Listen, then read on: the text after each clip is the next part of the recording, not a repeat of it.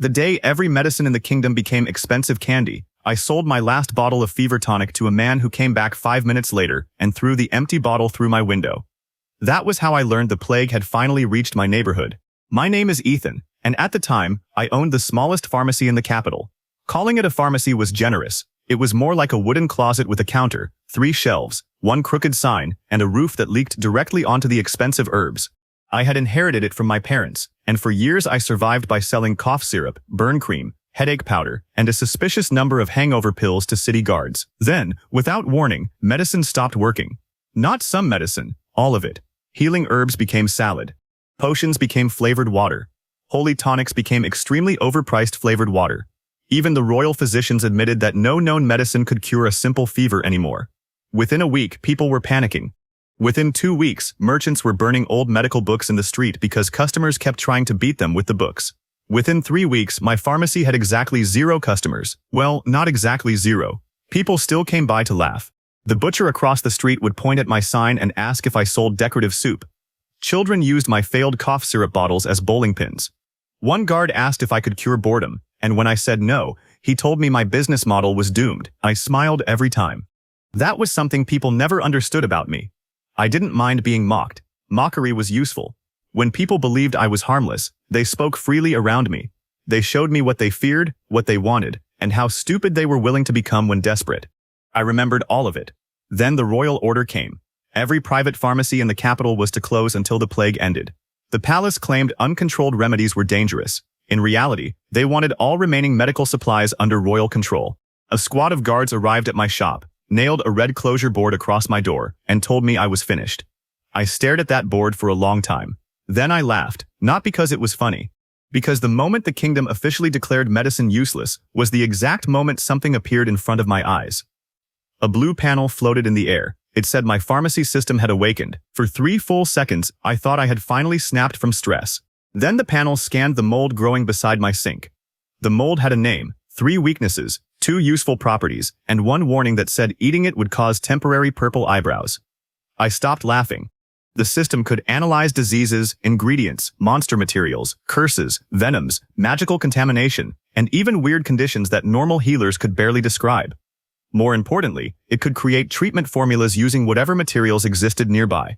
In other words, the entire world had just lost medicine.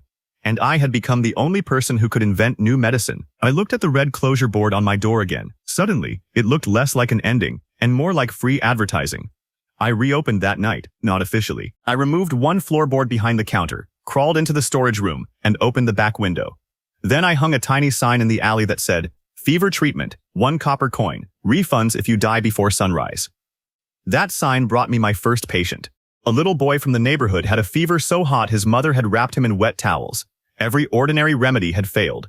The local temple had prayed over him for 6 hours and charged the family enough money to make me briefly admire their confidence. I scanned him. The system identified the illness in an instant. It wasn't a normal fever anymore. The plague had changed the boy's body so that common medicinal energy was rejected. What he needed was a cooling agent with a magical signature his immune system had never seen before. The suggested ingredient was frost slime gel. There was one problem. Frost slimes lived in the city sewer. So I grabbed a kitchen knife, a jar, and the lid of a cooking pot, because apparently that was what my medical career had become. 20 minutes later, I was knee-deep in sewer water chasing a glowing blue blob that kept bouncing off walls and making rude squeaking noises. The slime shot an ice bolt at me. I blocked it with the cooking lid. The lid froze to my hand. I used that as bait. When the slime jumped onto the frozen metal, I slammed it into a pipe, scraped off a spoonful of gel, and ran before its larger cousins arrived. Back in the shop, the system guided my hands. I mixed the gel with boiled water, salt, mint, and a tiny amount of powdered brick. I questioned the brick. The system insisted. I decided not to argue with the glowing medical rectangle that had already proven smarter than the Royal Academy. The final potion looked like pale blue soda. The boy drank 1 spoonful. His fever vanished in 12 seconds. Then his breath became so cold he accidentally frosted his mother's hair white. She screamed. He laughed. I stared at the system notification in front of me. Successful treatment. New formula recorded. That was the moment I understood what my real advantage was. I didn't just have cures. I had repeatable cures. And unlike every miracle healer in history, I could manufacture them. The next morning, 7 people were waiting in the alley. By noon, there were 30. By sunset, I had cured 23 fevers, 6 coughs, a skin rash, magical hiccups, and one man whose ears had turned into mushrooms. The mushroom ears were technically not caused by the plague, but I charged extra for style restoration.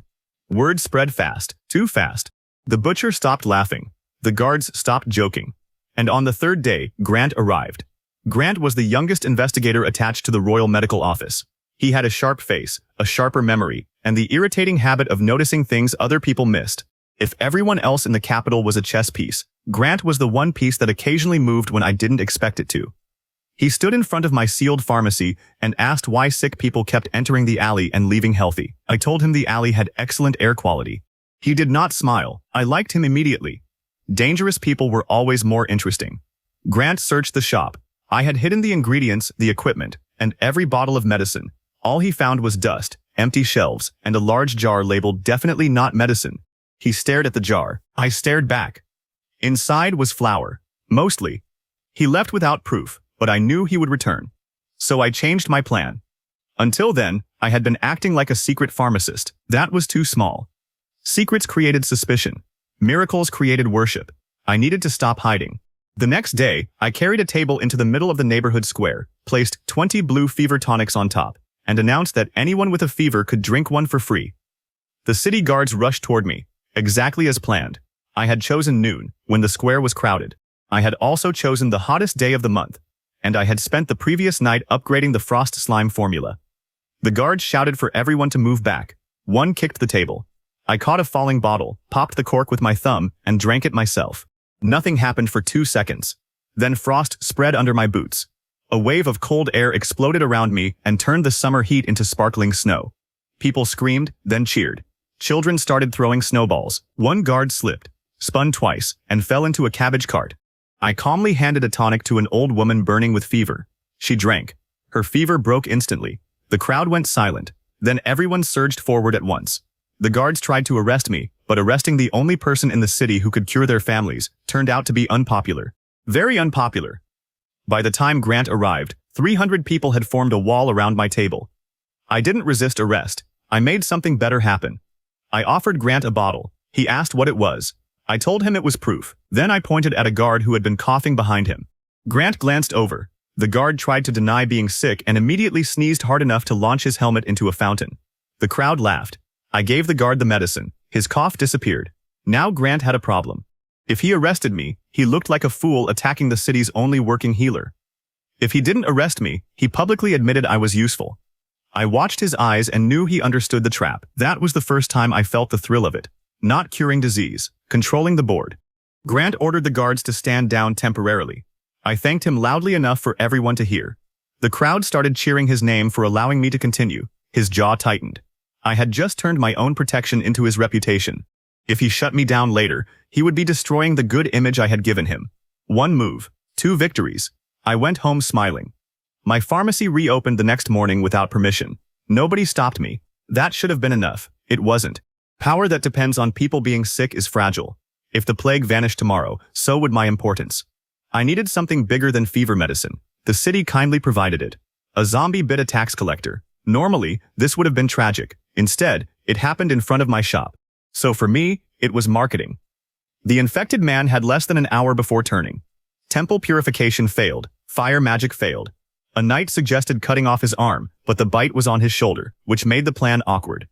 The crowd dragged him to me. I scanned the black veins spreading across his neck. The system identified the infection as necrotic spore venom. Cure ingredients: grave moss, vampire bat saliva, silver dust, and the still-moving finger bone of a skeleton warrior. I read the list twice. Then I looked at the screaming patient. I told everyone I needed 15 minutes. The nearest graveyard was 10 minutes away. I made it in 4. I stole a delivery wagon, jumped it down a staircase, crashed through a cemetery gate, and landed directly on top of a skeleton warrior that had climbed out of a disturbed grave. The skeleton tried to stab me. I needed its finger, so I challenged it to thumb wrestling. It paused. I have no idea why. Maybe skeletons get bored. The moment it extended its hand, I snapped off a finger bone and ran. For vampire bat saliva, I found a nest under the bell tower. I waved a jar in front of them until one bit the rim. For silver dust, I scraped a decorative plate from a noble statue. For grave moss, I simply grabbed the greenest thing growing on a tombstone and trusted the scan. I returned to the pharmacy with 2 minutes left. The infected man was already growling. His teeth had lengthened. His eyes were cloudy. Half the crowd had backed away. I poured the ingredients into a mortar, crushed them together, added alcohol, heated the mixture, and produced a thick black antidote that smelled like burnt onions and bad decisions. The system warned me that the dose had one side effect: temporary aggression toward furniture. Acceptable. I forced the antidote into the man's mouth. He convulsed. The black veins vanished. His eyes cleared. Then he stood up, screamed at my chair, and punched it through a wall. The crowd stared. I stared at the hole where my chair used to be. Then I raised the empty bottle and announced that zombie bites were now curable. The neighborhood exploded.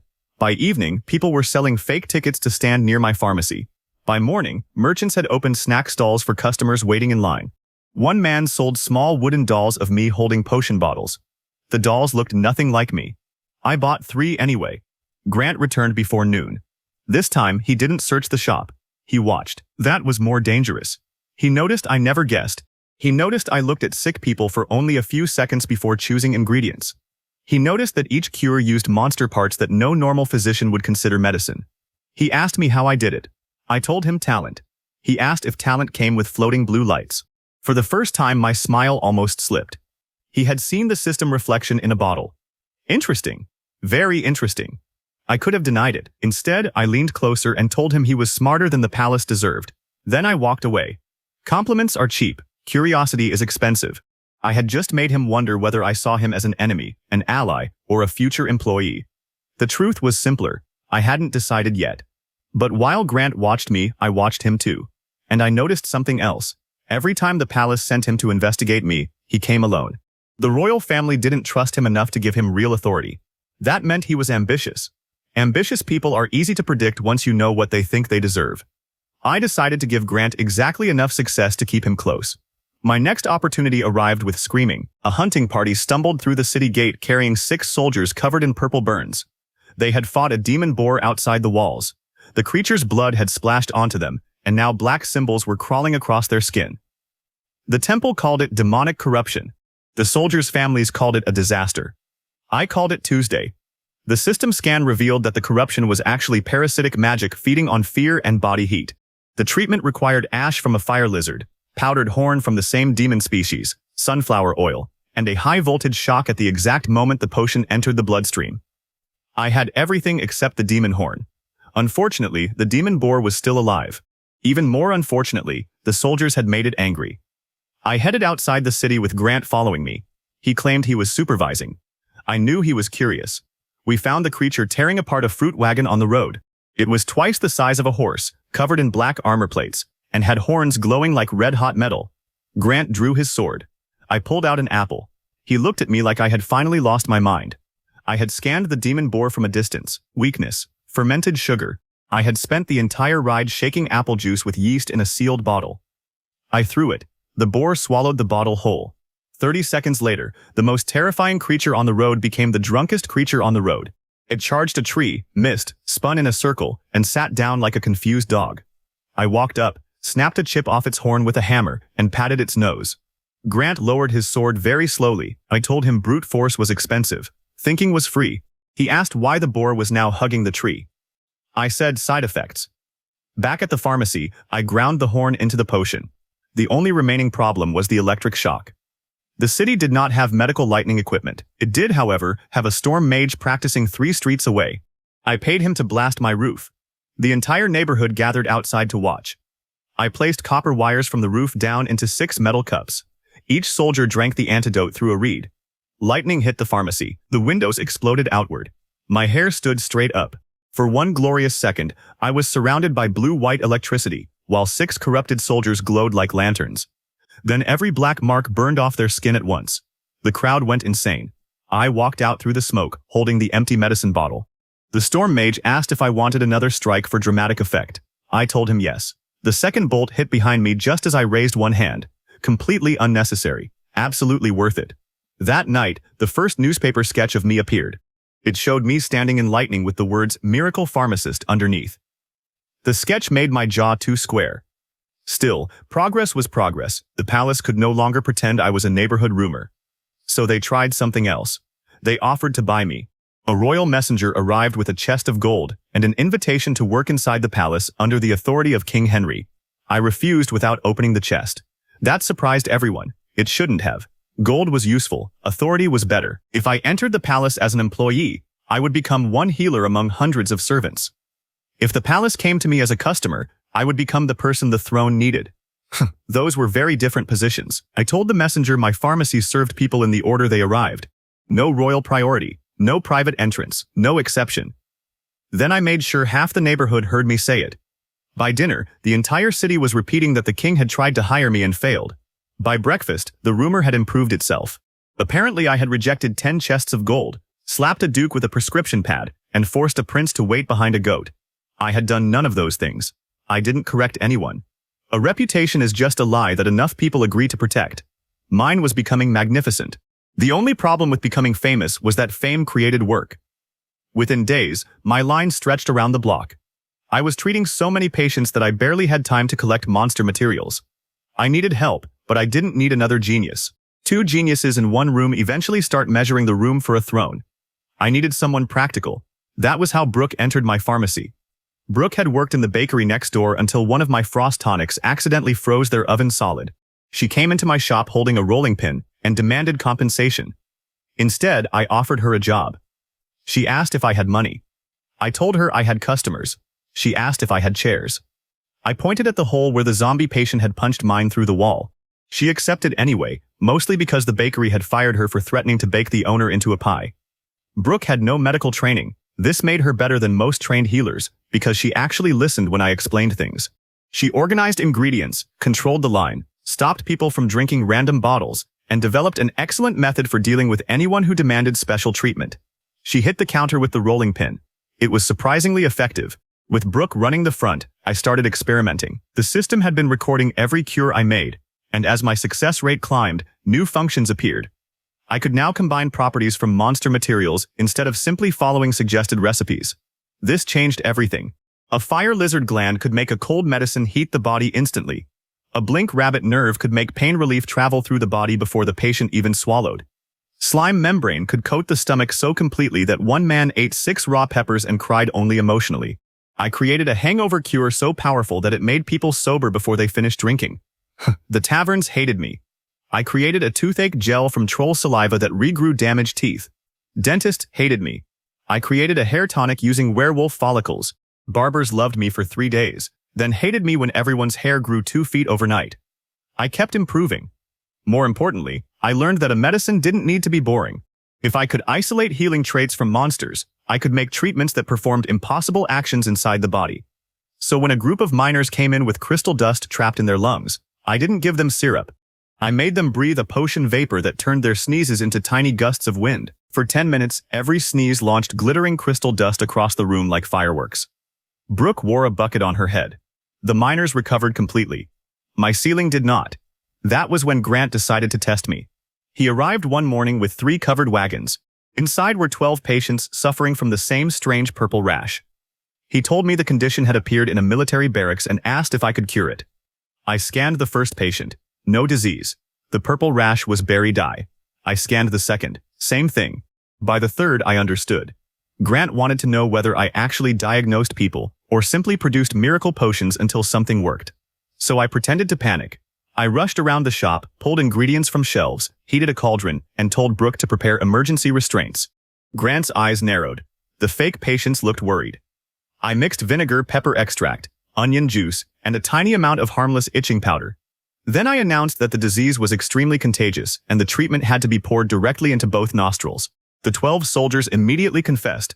The entire shop burst out laughing. Grant did not. He had lost. But I didn't humiliate him completely. That would have been wasteful.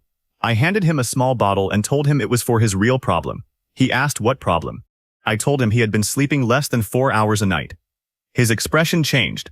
The system had detected the stress hormones in his eyes, the tension in his hands, and the magical fatigue around his nervous system. He took the bottle. That mattered more than winning the trick. For the first time, Grant personally accepted medicine from me. A man can doubt your methods while still becoming dependent on your results. That was exactly where I wanted him. The next challenge arrived from somewhere even more annoying than the palace, the temple. For months, priests had claimed the magical plague was divine punishment. They said ordinary medicine failed because the heavens had judged mankind. Their solution was prayer, Fasting, donation, and apparently buying very large candles. My pharmacy was becoming a theological inconvenience.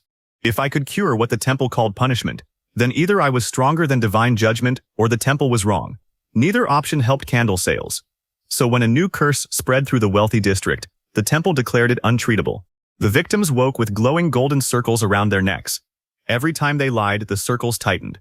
At first, people thought it sounded useful. Then half the noble district stopped breathing. The temple called the condition the halo of judgment. I called it a magical parasite with branding. The first cursed patient came to my shop wearing a scarf over the glowing ring. She claimed she had never lied in her life. The halo immediately tightened. Brooke had to stop laughing before she could help me. I scanned the curse. It fed on the tiny burst of mental energy created when the victim knowingly spoke false words. Clever. Dramatic. Completely curable. The formula required mirror moth powder, ink from a truth squid, basilisk tears, and one spoken lie during brewing. The first 3 ingredients were difficult. The last one was impossible, for Brooke. She could lie easily, but the system rejected her voice. The brewer had to speak the lie. Me. I stared at the cauldron. Brooke stared at me. Grant, who had conveniently arrived to observe, folded his arms. I had spent years treating words as tools. I could mislead, manipulate, omit, imply, flatter, threaten, and let people deceive themselves. But direct lies were inefficient, so I rarely used them. Now my medicine demanded one. I leaned over the bubbling mixture and said, "I am a humble man." The cauldron exploded. Brooke fell over laughing. Grant actually smiled. The potion turned bright gold. We gave it to the cursed woman. The halo around her neck cracked like glass and dissolved into sparks. That should have been enough proof. Instead, the temple announced that my cure was a dangerous trick. So I did what any reasonable pharmacist would do. I scheduled a public demonstration on the temple steps. Brooke asked whether provoking the most influential religious institution in the capital was necessary. I told her no. That was why it was fun. By noon, hundreds had gathered. The priest stood at the top of the stairs. Grant stood near the crowd, pretending he wasn't there to see what I would do. I brought 12 cursed patients. Then I brought 12 mirrors. The priests began a long speech about divine judgment. I waited until they reached the dramatic part. Then I cured all 12 patients at once. Golden halos shattered in a chain of explosions down the stairs. The crowd gasped. I could have stopped there. I didn't. I had modified the potion with glow beetle extract. When the halos broke, the fragments transformed into tiny golden butterflies. Hundreds of them flew around the temple while the cured patients stood unharmed. One butterfly landed on the highest priest's nose. Perfect. I bowed. No speech, no argument. A spectacle is more convincing than a debate because people remember what they felt before they remember what anyone said. By nightfall, the halo of judgment had a new name on the streets. People called it neck glitter. The temple was furious. King Henry was worse. He had tolerated me when I treated fevers and bites. Now I was embarrassing institutions that supported the throne. The next royal order came at sunrise. My pharmacy was closed again. This time, soldiers surrounded the entire building. They nailed boards over the front door, the back door, the windows, and, for reasons I still don't understand, the chimney. Brooke looked at the barricade and asked what my plan was. I told her to take the day off. She looked disappointed. She had already prepared the rolling pin. I did not fight the soldiers. I did not sneak out. I did not make a speech. I sat inside the sealed pharmacy and drank tea. Grant came that evening through a roof tile the soldiers had forgotten to cover. He asked why I was so calm. I asked him how many people in the palace were sick. He went silent. That was my answer. I had noticed the pattern weeks earlier. Royal messengers came more often. Palace guards bought fever tonic while hiding their uniforms. Servants waited in line wearing hats low over their faces. Something was spreading inside the castle. King Henry had just closed the only pharmacy that could treat it. I didn't need to escape. I needed to wait. Grant accused me of using sick people as leverage. I corrected him. I was using the king's pride as leverage. There was a difference. A day passed. Then too, my neighborhood became strangely quiet. Without the line, merchants lost customers. The snack stalls disappeared. The wooden doll seller started making dolls of King Henry being kicked by a potion bottle. On the third day, someone knocked on the boarded front door. Then someone else. Then hundreds. People had returned even though the shop was closed. They stood outside holding empty bottles, sick relatives, and handmade signs asking for the pharmacy to reopen. I still did nothing. Brooke called it dramatic. I called it patience. On the fourth night, Grant returned. This time, he was not alone. He brought Rachel. Rachel was King Henry's daughter. She was also very clearly dying. Her skin looked normal, but bright white cracks of magic pulsed beneath it like lightning trapped under glass. Every few seconds, a bell sound came from somewhere inside her chest. The temple had called her conditions sacred punishment. Of course they had. The palace healers had failed. Of course they had. Grant had smuggled her out under a plain cloak because King Henry refused to publicly admit he needed me. I scanned Rachel. The system took longer than usual. Then words appeared that made even me stop smiling. Crown fever, a magical disease that attacked people with dense inherited mana. Commoners rarely carried enough magic to trigger it. Nobles did. Royals carried the most. The disease was not divine punishment. It was aristocratic bad luck. That was funny. The cure was not. I needed phoenix ash, shadow wolf blood, moon cactus nectar, and a living shard from a crystal golem. 4 ingredients, 4 dangerous places, less than 6 hours. Brooke asked which one we should get first. I told her all of them.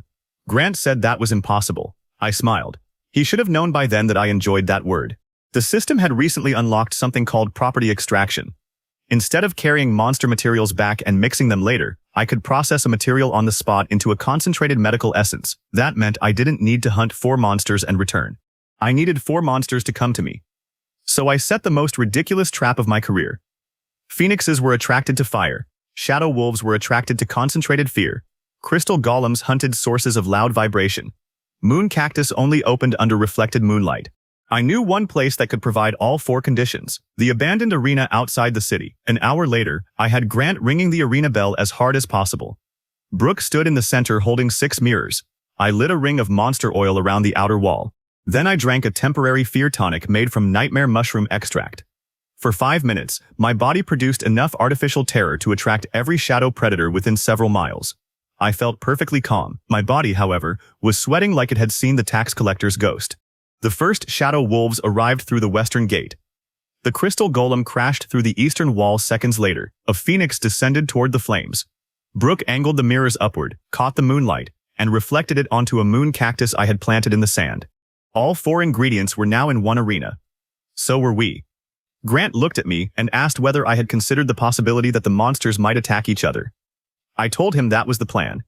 The shadow wolves lunged at the golem. The golem swung at the wolves. Its crystal fist hit the arena floor, launching shards everywhere. I caught one in a metal pan.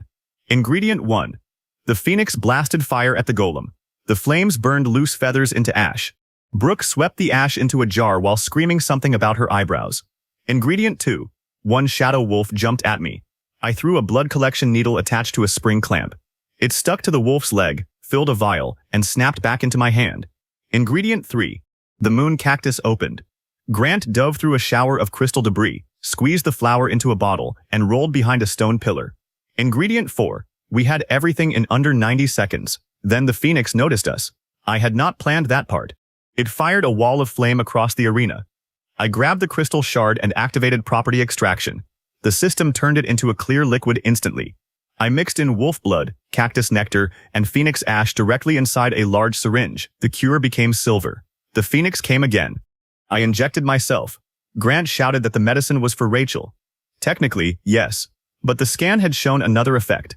For 30 seconds, the medicine would force excess mana out of the body as harmless light. I had plenty of excess mana from the fear tonic.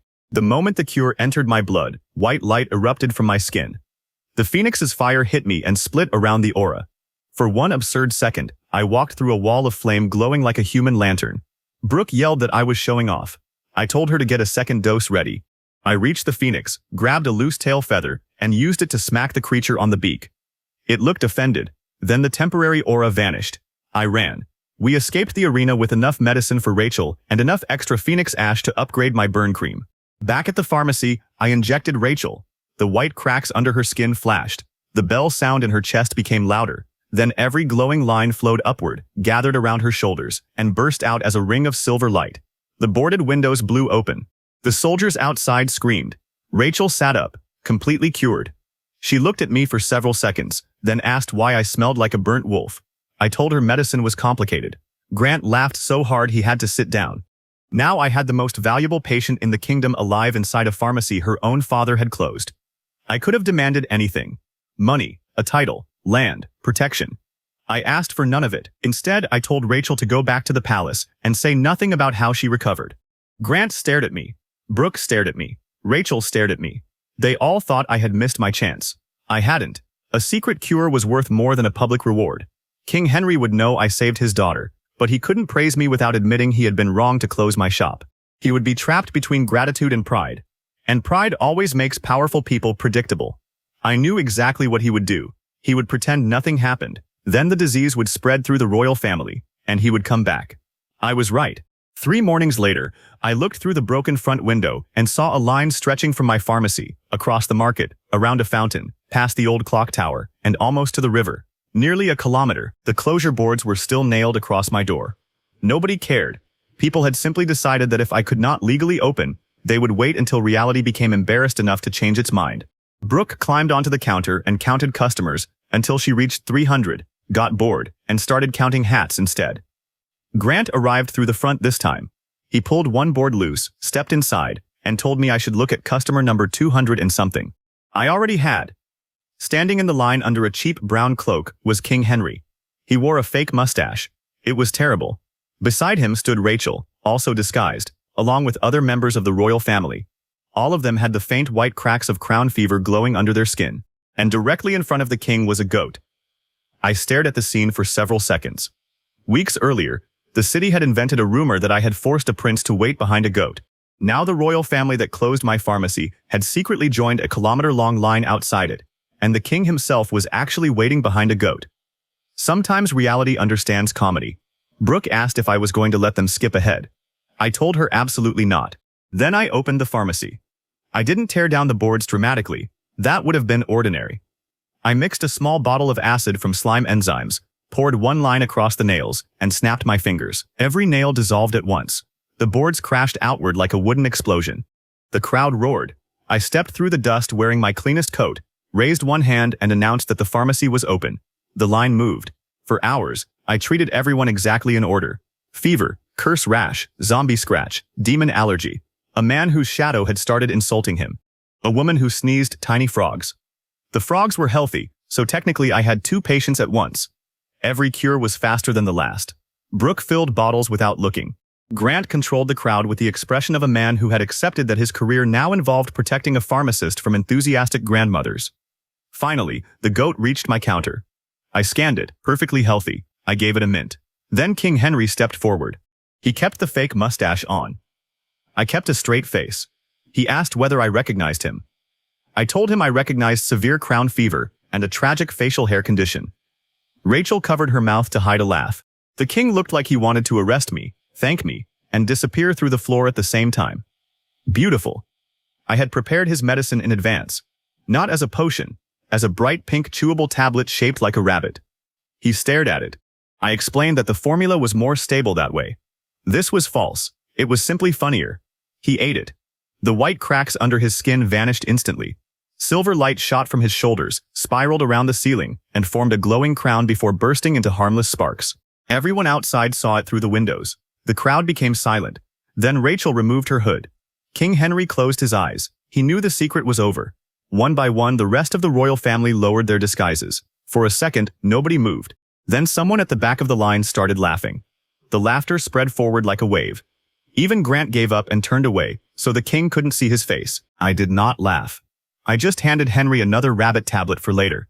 That restraint probably annoyed him more. By sunset, the soldiers surrounding my pharmacy were gone. The red closure boards were gone too. In their place, someone from the palace had delivered a new sign made from polished white stone. It did not call me a royal physician. I would have refused that.